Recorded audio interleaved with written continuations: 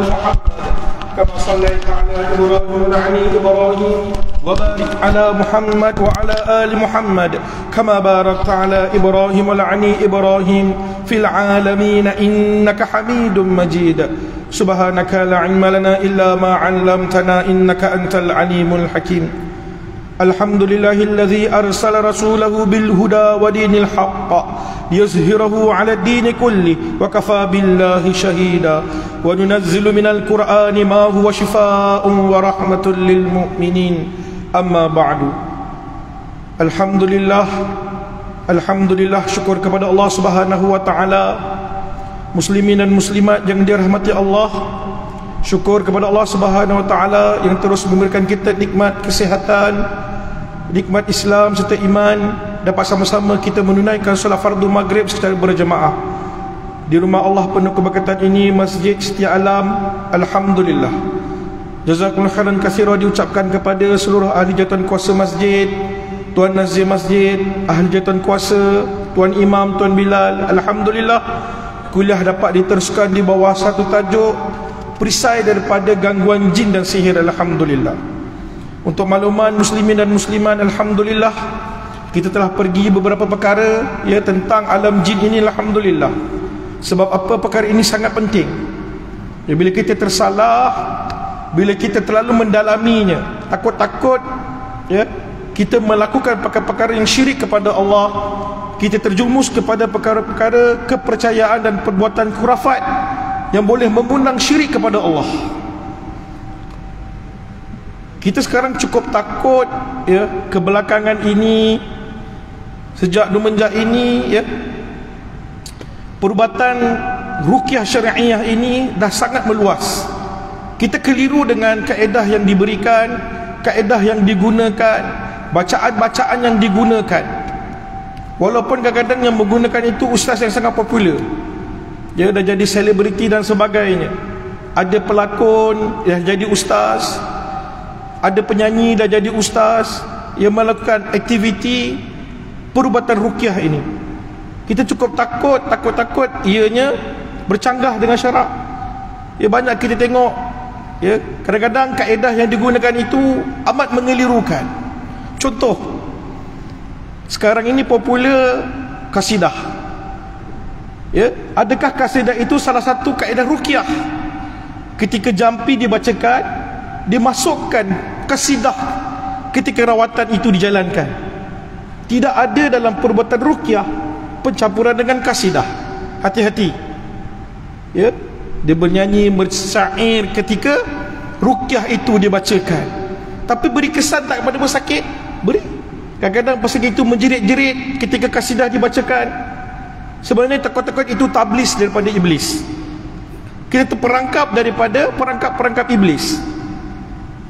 Petunjuk daripada Nabi SAW tak pernah tunjuk pun. Daripada sahabat, daripada alim ulama tentang pakar ruqyah tak pernah menunjukkan kaedah berkasidah ketika rawatan. Tak ada. Kena hati-hati. Yang kita tengok, ya Allah, sekarang berdialog dengan jin terlalu lama, ditanyanya macam-macam, dibuat secara live. Ya Allah, hati-hati bila kita mengambil kaedah sesuatu rawatan, pastikan ianya betul-betul mengikut syarak dan bertepatan dengan apa yang telah Nabi ajarkan, insya-Allah.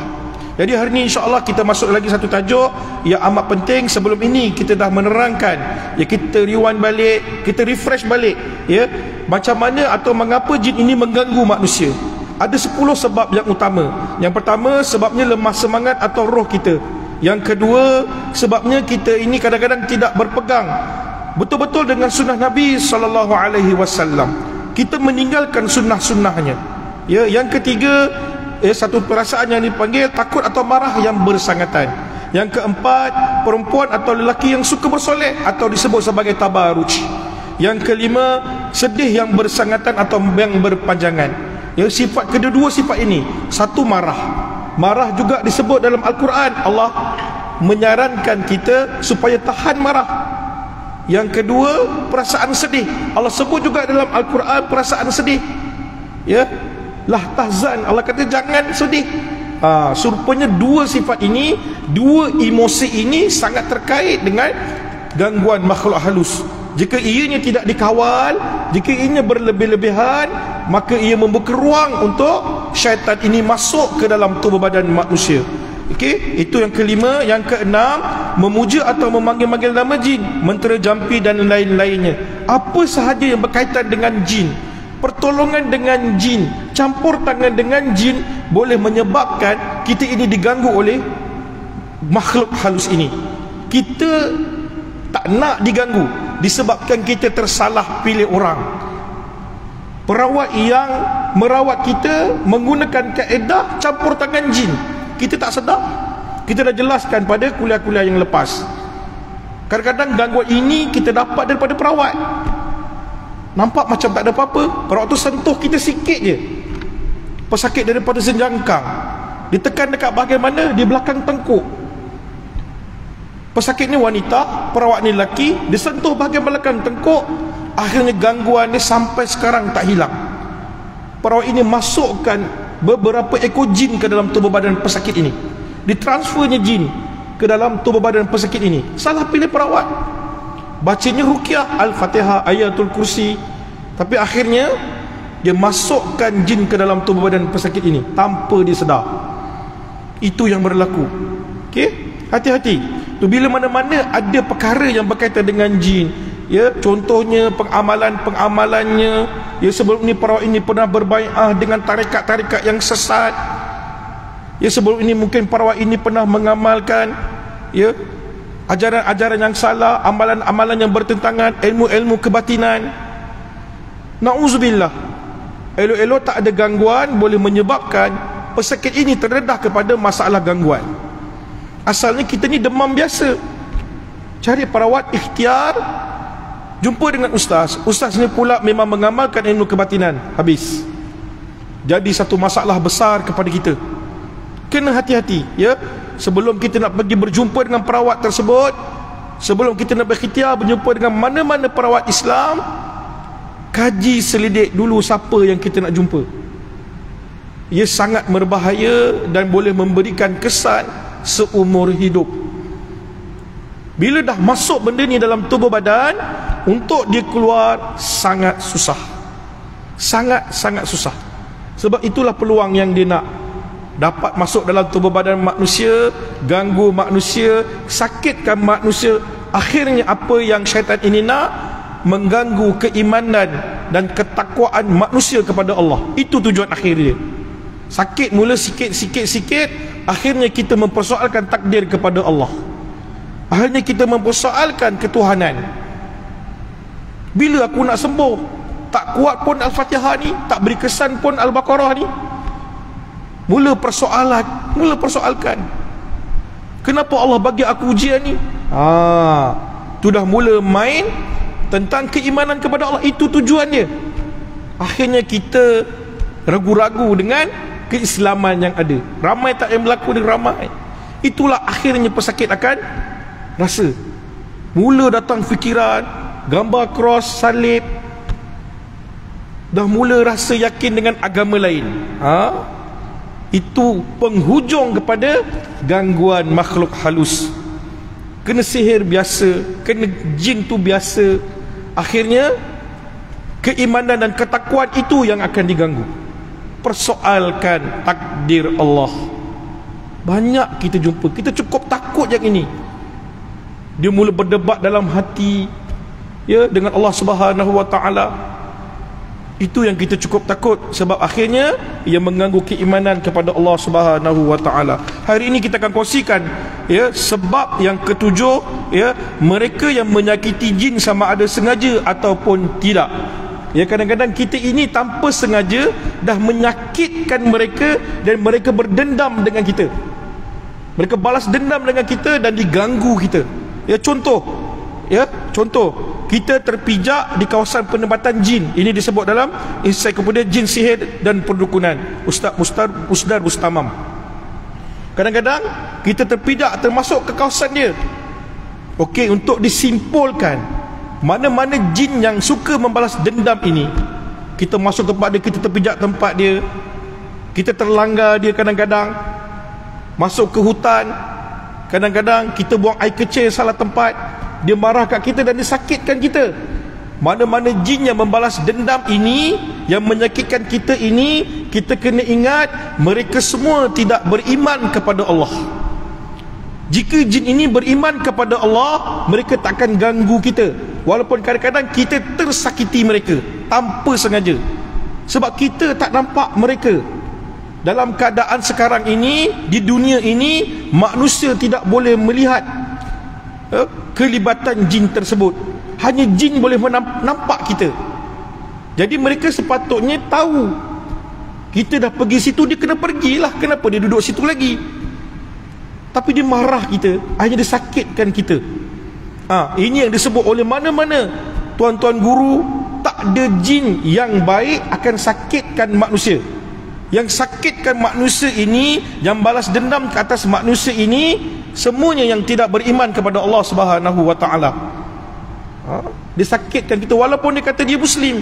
Aku ni jin Islam, kau dah masuk perkampungan aku. Akhirnya dia colek orang ni, hilang 3-4 minggu, gaib, masuk ke alam jin. Ada tak berlaku? Ada. Yang percaya dengan alam bunian, alam bunian. Kau suka dengar perkataan alam bunian ni?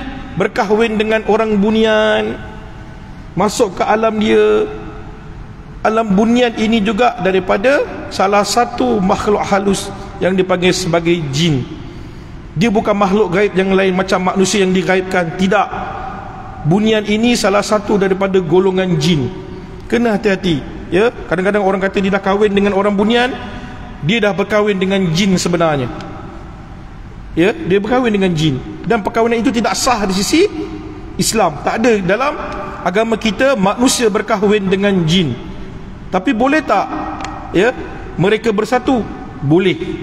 Ustaz Harundin, Tuan Guru Ustaz Harundin pernah menyatakan, ya, dalam kuliah mana saya pernah belajar sebelum ini, antara sebab gangguan yang ada pada wanita, kandungan bayi dalam perut, disebabkan kadang-kadang pencampuran benih antara manusia dengan jin. Sebab itu ada doa ketika bersama isteri.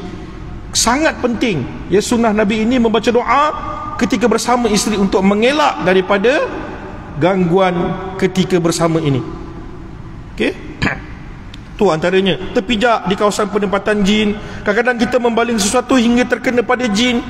Kita lontarkan sesuatu tanpa baca bismillah, kena kepala dia. Dia marah kat kita. Ya, seterusnya menuang air panas di singgih tanpa baca basmalah. Selamba tuang air panas dekat singgih. Tu tempat memang dia duduk kat situ, kadang-kadang bukan jin yang besar-besar ni, anak-anak jin yang kecil-kecil ni. Duduk situ, main kat situ dekat tong sampah.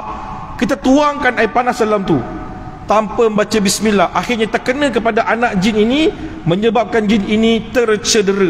Mereka boleh tercedera tak? Boleh. Mereka boleh tercedera. Tanpa kita lihat, tanpa kita perasan, kita dah cederakan mereka. Banyak kes kita jumpa yang balik tengah malam, naik motor, langgar sekumpulan asap. Asap berkepo-kepo dia lalu, macam wap. Dia langgar dalam atas highway, tiba-tiba pandangan menjadi gelap, akhirnya aksiden. Banyak kes aksiden tengah malam, katanya nampak lintasan, matanya ditutup. Sebab perkara-perkara sebegini. Ada masalah gangguan makhluk halus mengganggu ketika itu, yang selepas aksiden dia jadi meracau-racau. Kita ke hospital orang panggil, dekat klinik pun pernah orang panggil, sebab lepas aksiden jatuh meracau-racau, tak berhenti-henti menjerit-jerit, dah diikat pada katil, cucuk dengan ubat penenang pun tak tidur juga lagi, menjerit-jerit lagi atas katil. Kena ruqyahkan, perlu dijampi barulah senyap. Disebabkan inilah kadang-kadang kita tak sengaja menyakitkan mereka, terlanggar dia. Ada kes ni nak ambil pokok apa, daun pandan. Ni memang tempat dia suka ni, daun pandan, buah ciku. Ini antara tempat-tempat yang dia suka. Kelapa gading, rimpunan buluh, ini memang pot yang dia suka. Pokok ciku tak tahu kenapa Tuan Guru Sa'ad sebut. Memang betul, rupanya orang dulu suka buat sesuatu pada pokok ciku ini. Memang tempat kegemaran dia duduk. Kelapa gading, kelapa kuning tu antara tempat yang dia suka. Kadang-kadang kita ambil je. Kita ambil pokok ni tanpa baca bismillah, balik kena gatal-gatal tanpa kita tahu punca. Dah makan ubat tak sembuh-sembuh, keluar gatal-gatal yang amat teruk. Demam tiba-tiba, dah makan ubat demam tak kebah-kebah. Mimpi pelik-pelik. Ini berlaku. Yang kes terbaru, seorang pemandu lori. Apa berlaku pada pemandu lori ni? Dia berhenti tepi jalan, tak jauh dengan tanah perkuburan, sebab dia nak buang air kecil. Dah tak tahan sangat, dia turun daripada lori, pergi ke satu semak, dia buang air. Dia buang air, besoknya dia demam. Masa dia demam ni 2-3 hari dah makan ubat tak kebah-kebah, datang mimpi. Mimpi seorang seperti orang Hindu, rambutnya panjang, kulitnya hitam, matanya merah, ada tanda merah di dahi di tengah-tengah. Pandang dalam keadaan dia marah. Dia kata, kau kencing atas kepala aku. Dia marah. Sekarang tempat kau kencing ni tempat atas kepala aku. Dan dia akan nampak kelibat-kelibat ni dalam tempoh seminggu 2 minggu dia sakit. Dia tak mampu nak buat kerja, hati dia tak tenteram, badan jadi sakit-sakit, dan yang paling teruk, dia jadi masalah bengkak pada kemaluan, macam hernia, kena macam angin pasang, sakit, bisa dia kata. Bila rukyah itu yang berlaku, punca kencing pada semak yang berpenghuni makhluk halus tersebut. Sakit tak dia sakit, dia kena. Bila rukyah alhamdulillah sembuh dengan izin Allah. Ya, serunya kadang-kadang kita membunuh binatang atau makhluk jemaah jin. Yang kita bunuh tu kadang-kadang bukannya binatang. Binatang yang telah menjelma, ya, jin yang telah menjelma sebagai binatang. Ular, kadang-kadang kalajengking, kadang-kadang laba-laba, kadang-kadang jadi kucing. Kita bunuh dia.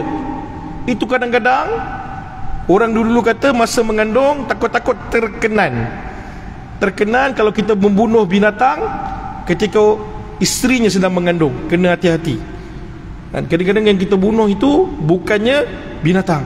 Ada seorang nurse, male nurse ni, dia ni suka memancing udang. Satu hari dia mancing udang, lepas balik mancing pun demam juga. Demam ni memang satu simptom gangguan jugalah. Bila demam tak kebah-kebah, dia makan ubat tak selesai, biasanya simptom pada gangguan. Bila selepas dia mancing udang, dia balik bawa udang tu digoreng. Dia masaklah udang tu katanya setakat dia mancing udang tu lah paling besar dia dapat. Dia bawa balik dan dia masak udang tersebut dan dia makan. Tak lama lepas tu dia demam. Dah makan ubat tak selesai juga. Dia ni orang kesihatan, so jadi dah usaha cari hospital tak selesai, dirukyahkan. Bila dirukyahkan memang tumbang, benda tu bercakap. Udang yang dia makan sebelum itu adalah kaum keluarga dia. Dia sakit, demam, sakit yang berterusan. Baru dia tahu selama ini yang dia mancing sebelum ini, udang yang dapat itu bukan udang biasa, jelmaan daripada makhluk halus. Dia marah, dia berdendam, akhirnya disakitkan male nurse ini. Dia seorang nurse lelaki lah, jadi sakit. Tu yang berlaku. Jadi apa kita nak buat? Ya, kadang-kadang sekiranya benda ini berlaku, sunnah Nabi dah ajar kita dah.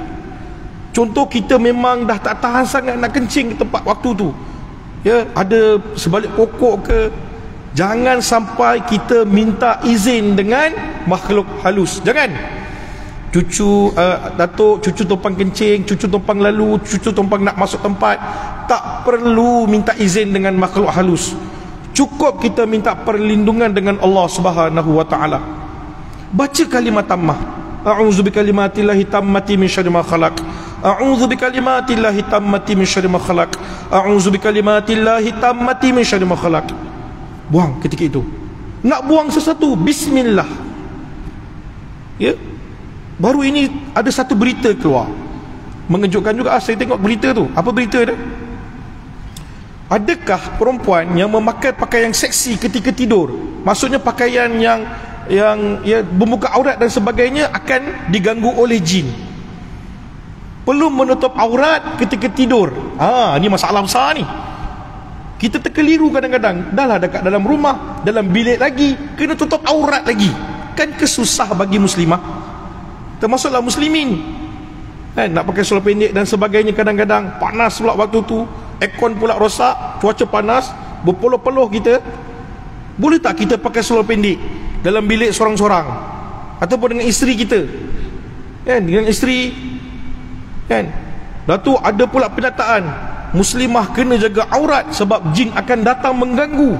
Kalau dia membuka aurat, jin akan suka tengok pada dia dan akan mengganggu dia. Tak perlu sebenarnya. Tak perlu menutup aurat ketika dalam rumah atau dalam bilik secara bersendirian. Syariat kita menutup aurat di luar rumah, ataupun ada orang yang bukan mahram bersama kita, itu syariat. Okey, bila dekat dalam rumah, dalam bilik air, dalam toilet ataupun bilik tidur kita, kita tidak disyariatkan lagi untuk menutup aurat. Cukup kita membaca bismillah kalau kita membuka baju ataupun membuka aurat kita, kita baca bismillah supaya tersingkap aurat kita dari pandangan mata makhluk halus ini. Hadis riwayat Tirmizi dengan sanad yang sahih. Nabi menyarankan kita supaya membaca bismillah ketika membuka aurat kita, dalam bilik air ke sebelum nak masuk bilik air, atau sebab itu kena baca sebelum masuk tandas, kita baca doa, keluar tandas baca doa, nak membuka aurat di dalam bilik pun, membuka pakaian, memakai pakaian pun baca doa. Setidak-tidaknya bismillah. Ini hadis sahih.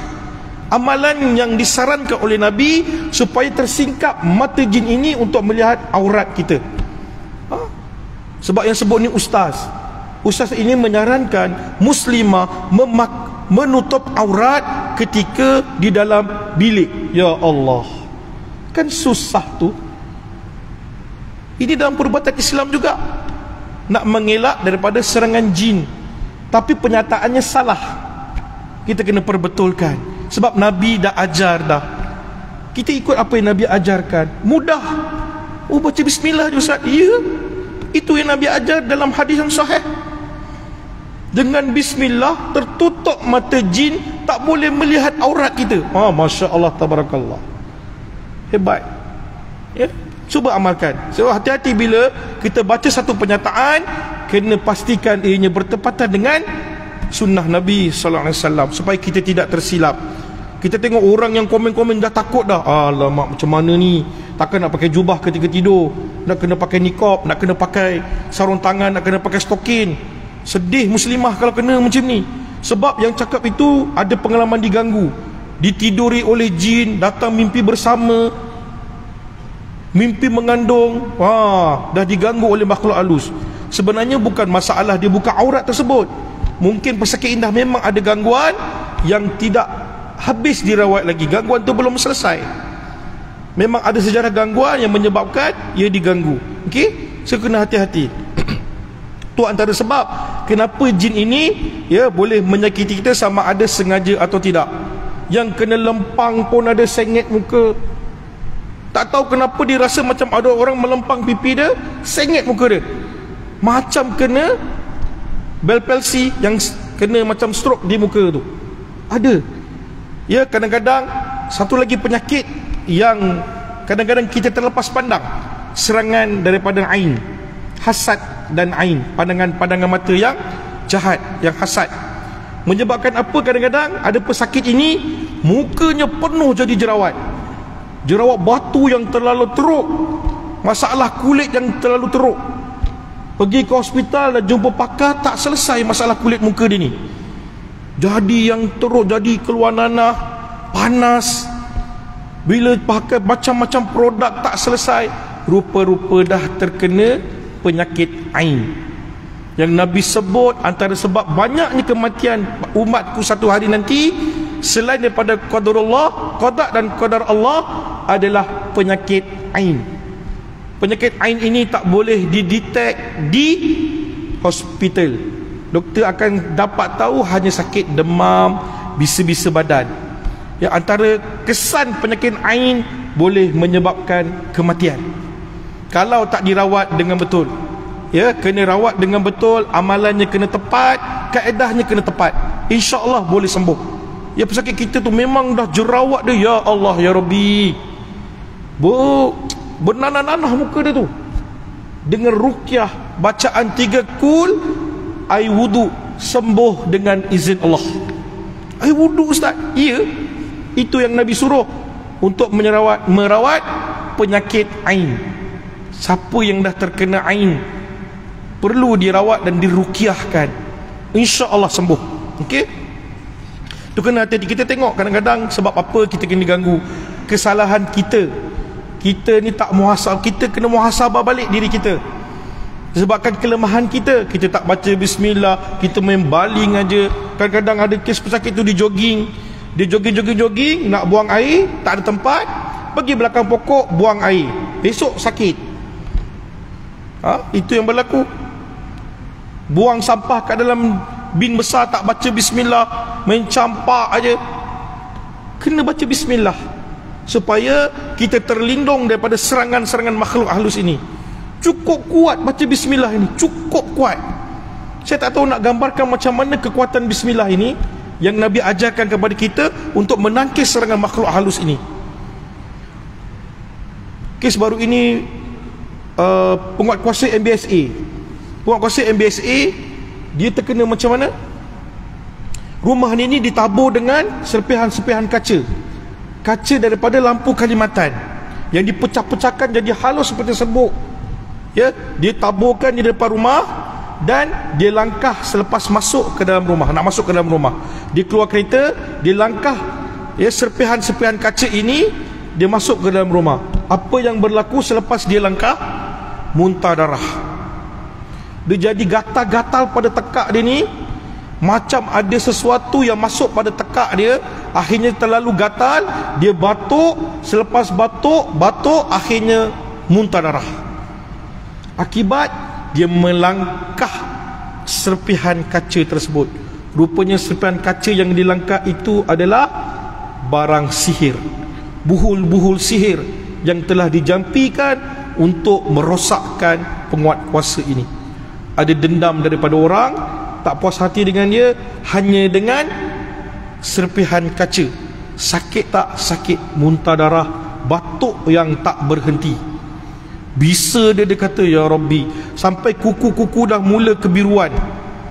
Itu yang berlaku. Duduk mana tu? Duduk dekat Bukit Raja, kerja penguatkuasa MBSA. Itu yang berlaku. Jadi untuk mengelak perkara ini berlaku, walaupun tuju-tuju tu dah ada pada kita, orang dah memang standby nak kenakan kita, perisai yang paling kuat adalah perlindungan daripada Allah. Kalimat tammah, bismillah, muawwizat 3 kul, ayatul kursi, insya-Allah cukup kuat untuk menangkis daripada permasalahan ini. Kadang-kadang kita nak langkah benda tu pun Allah tangguhkan, kan? Nak balik, tak apalah, singgah dulu mana-mana. Tiba-tiba pula hujan, terbatal semua benda yang ada. Tu Allah nak tolong. Kadang-kadang kita pergi kedai, makanan-makanan itu telah dimasukkan dengan bahan-bahan santau dan sebagainya. Sekarang benda ini semakin berluasa dan semakin banyak. Orang menggunakan sihir untuk sesuatu yang boleh menyenangkan seseorang. Ini kita cukup takut pilihan raya dah semakin hampir. Semakin hampir pilihan raya. Kalau sihir yang digunakan hanya untuk tuju kepada orang yang nak dituju, tak apa. Tapi masalahnya orang sekeliling pula kena. Ya, berbahaya. Contoh yang paling dekat, pemilihan nazir masjid itu hari pun dah ada dah. Orang buat tak baik, pecah berderai cawan nazir masjid tu. Yang dituang ni semua ada. SU ada, bendahari pun ada, AJK lain pun ada. Tapi kena cawan nazir masjid, pecah berderai, meletup cawan tu, IT. Tu orang nak buat khianat, na'uzubillah. Dengan izin Allah, alhamdulillah tak kena lah. Dengan izin Allah. Sebab mungkin ada amalan nazir tersebut, Allah terima, Allah lindung, selamat, pecah cawan tu. Andai kata kalau takdir Allah dia minum air tersebut, Allahu Rabbi, mungkin dah kena dah. Tu kena hati-hati. Jadi kadang-kadang orang yang sakitan jin ini, ya, dia tak puas hati dengan kita. Jin ini marah dengan kita, kan, dendam dengan kita. Mungkin anaknya disakiti, keturunan-keturunan disakiti. Dia menyebabkan dia akan membalas dendam dengan kita. Dan kata kunci yang perlu kita ingat, jin-jin yang balas dendam ini semuanya tidak beriman kepada Allah. Kita jangan takut dengan mereka. Ya, kalau tak selesai masalah kita tu, dah cuba cari hospital, cuba diruqyahkan, insya-Allah ia membantu. Ya, apa bukti yang pernah berlaku, ya, membuktikan perkara ini perkara yang benar. Ya, jin ini boleh menjelma, ya, boleh menjelmakan diri mengikut, ya, bukan keadaan rupa mereka sebenar. Ya, kisah Ifrit mengganggu Nabi sallallahu alaihi wasallam ketika solat. Dia datang membawa obor, ganggu Nabi ketika solat. Nabi nampak Ifrit ini memegang api. Ya, Nabi menengis, menolak macam tu. Dan tu Nabi cekik dia, Nabi pegang dia, nak tambat, nak tiang, nak ikat pada tiang masjid. Tu dia menjelmakan diri dia. Ifrit menjelmakan diri mengganggu ketika Nabi solat. Hadis riwayat Bukhari, hadis sahih. Ya, hadis riwayat menceritakan bagaimana Ifrit ini menjelma di hadapan Nabi. Yang kedua, penjelmaan syaitan kepada Abu Hurairah. Depan sahabat pun dia boleh menjelma. Dicuri harta zakat dalam berupa manusia. Dia berupa manusia, curi harta zakat. Nabi beritahu, kamu tahu tak siapa yang kamu jumpa 3 malam tersebut? Dia adalah syaitan. Terkejut Abu Hurairah. Ajar pula ayatul kursi.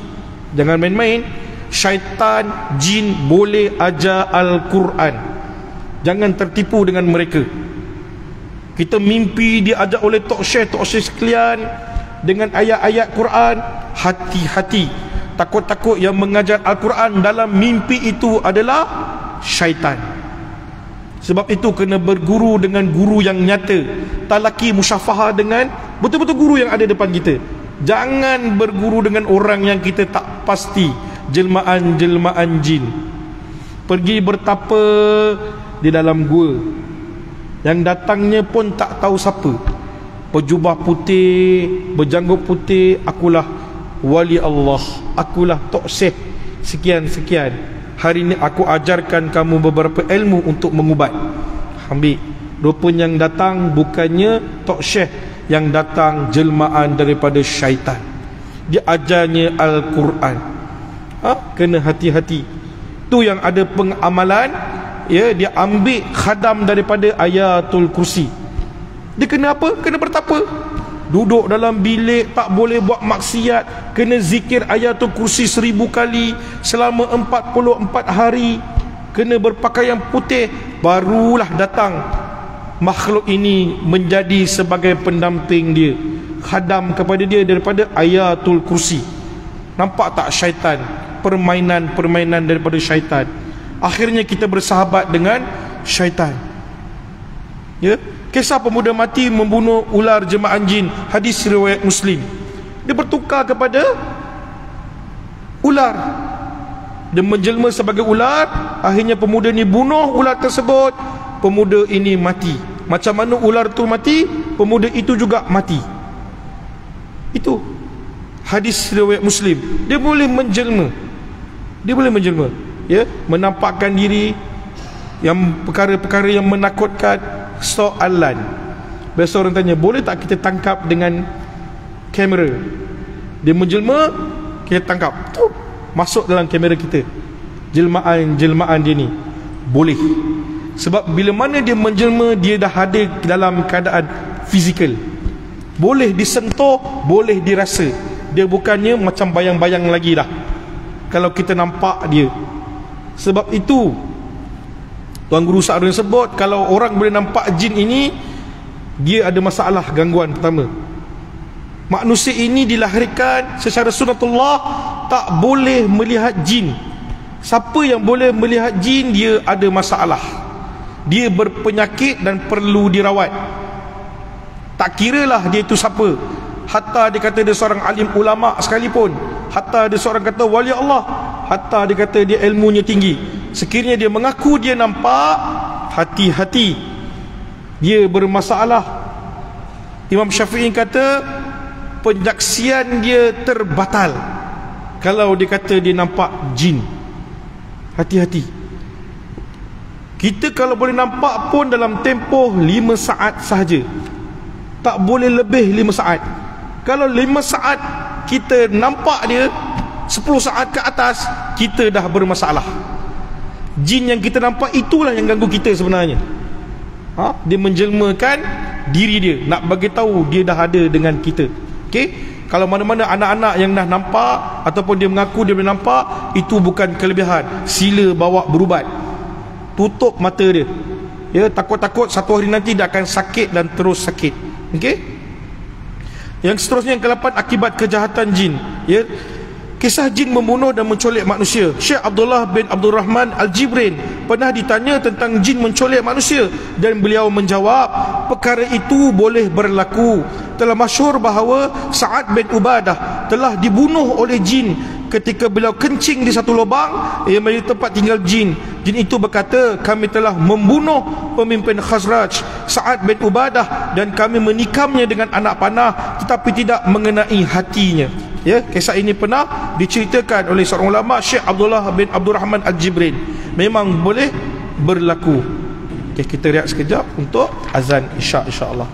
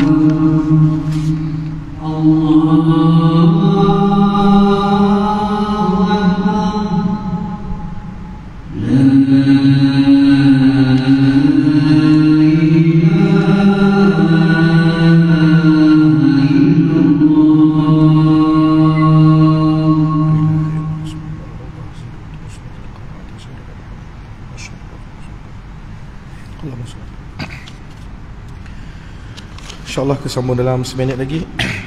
Jadi tidak mustahil lah jin ini boleh menyakitkan kita, boleh memberi kesan kepada kita, ya, sekiranya, ya, kita ditakdirkan Allah ketika itu terkena, ya, dengan akibat kejahatan jin ini.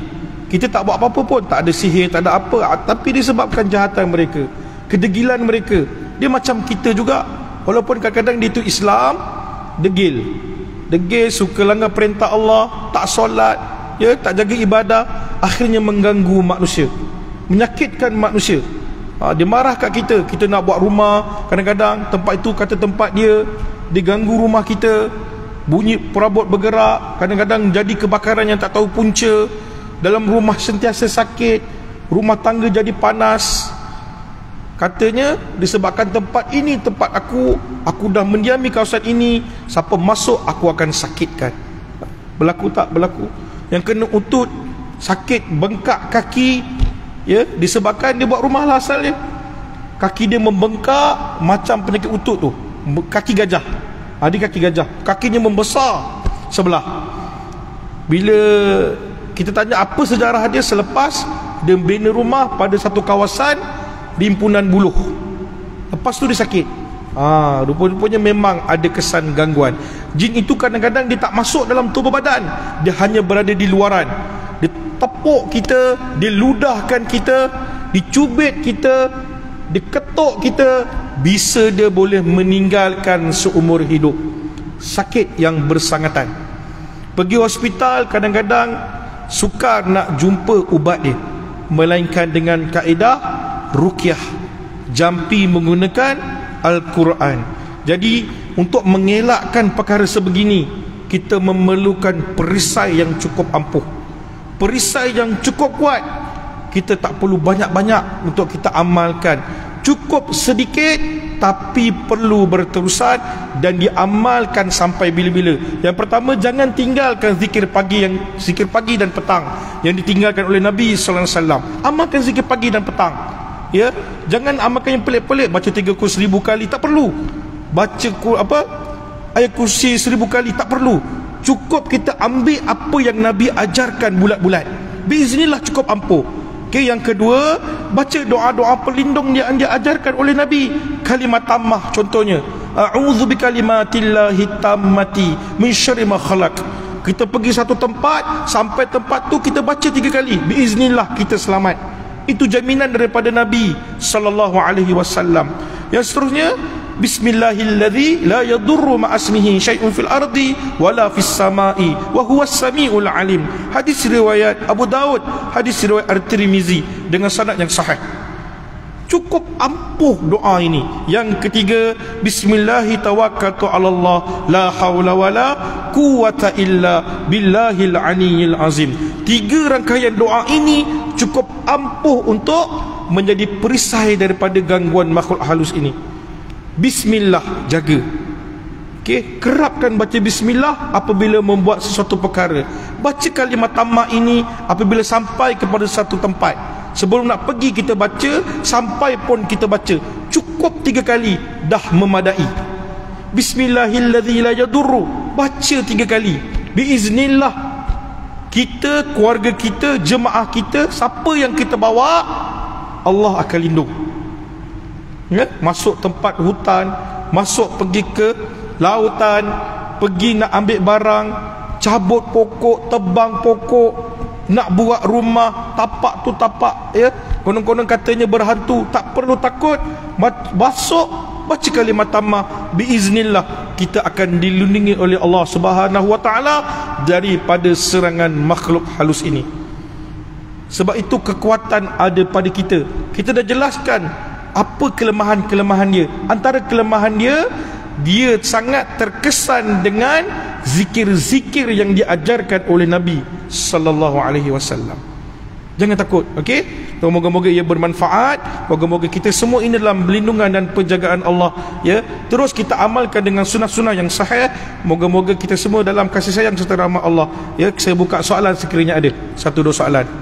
Ada soalan? Alhamdulillah, tak ada soalan. Syukur kepada Allah Subhanahu taala. InsyaAllah pada bulan hadapan kita masuk satu tajuk yang amat penting, ya, bagaimana satu masalah gangguan jin ini yang disebut sebagai jin asyik atau jin yang suka pada kita, menyebabkan kita ini bermasalah dan diganggu oleh jin. Jin asyik namanya. Jadi insya-Allah bulan depan tajuk dia agak menarik. Kita akan kupas lebih mendalam beserta dengan hadis dan dalil yang sahih. Moga-moga ia bermanfaat. Wallahu alam. Kita tutup dengan tasbih kafarah dan suratul Asr. Subhanakallahumma bihamdika asyhadu an la ilaha illa anta astaghfiruka wa atubu ilaik. Wal 'asr innal insana lafi khusr illa alladziina aamanu wa 'amilus shalihat wa tawassaw bil haqq wa tawassaw bis sabr. Assalamualaikum warahmatullahi wabarakatuh.